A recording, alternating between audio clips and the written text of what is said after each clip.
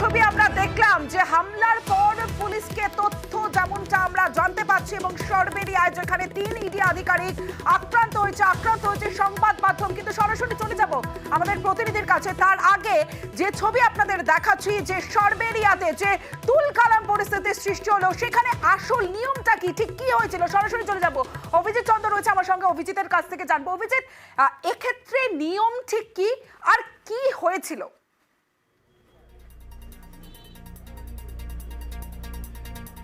দেখো তমশ্রী, যে ঘটনা আজকে ঘটেছিল রেশন দুর্নীতি মামলায় জ্যোতিপ্রিয় মল্লিক ওরফে বালুর সঙ্গে এই রেশন দুর্নীতি মামলায় যোগ আছে শাহজাহান শেখ, তৃণমূল নেতা শাহজাহান শেখ তার জড়িত আছে।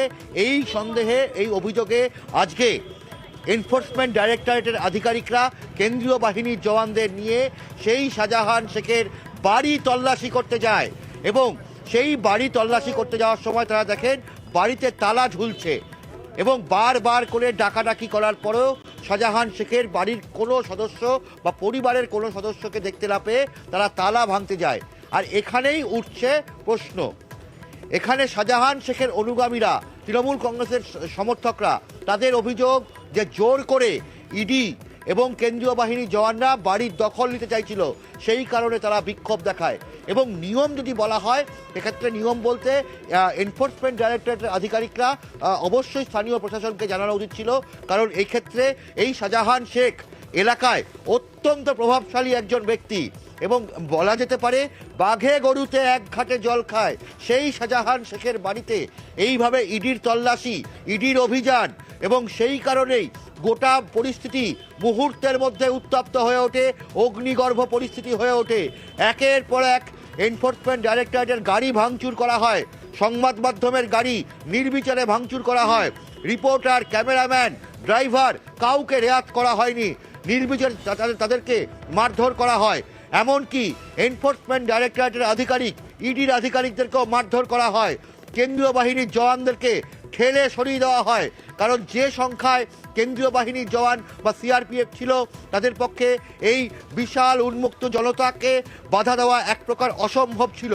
এবং সেই সময় গোটা এলাকায় কোনো পুলিশ ছিল না, কারণ পুলিশের বক্তব্য তাদের কাছে কোনো রকম তথ্য ছিল না এই বিষয়ে, এবং এ নিয়েই চাপালুতর শুরু হয়েছে।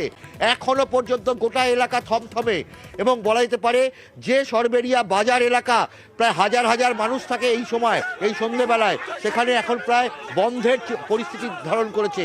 পুলিশ বিকেল পর্যন্ত ঘটনাস্থলে থাকলেও বিশাল পুলিশ বাহিনী যত বেলা গড়াচ্ছে এবং সন্ধে হয়েছে এখন প্রায় পুলিশ নেই, অর্থাৎ বলা যেতে পারে পুলিশও এক প্রকারভাবে এলাকা ছাড়া, অর্থাৎ সরবেরিয়া বাজার এলাকায় এই মুহূর্তে প্রায় পুলিশ শূন্য, প্রশাসনের সেই রকম কোনো ভূমিকা নেই। ফলে যা পরিস্থিতি, নতুন করে আবার যে কোনো সময় পরিস্থিতি উত্তেজনাপূর্ণ হতে পারে। তবে এখন দেখা যাচ্ছে যে সরবেরিয়া বাজার এলাকার বাইরে এই মুহূর্তে যে রাজবাড়ি, পরের যে স্টপেজ সেই রাজবাড়ি এলাকায়, সেখানে প্রচুর মানুষ রয়েছে।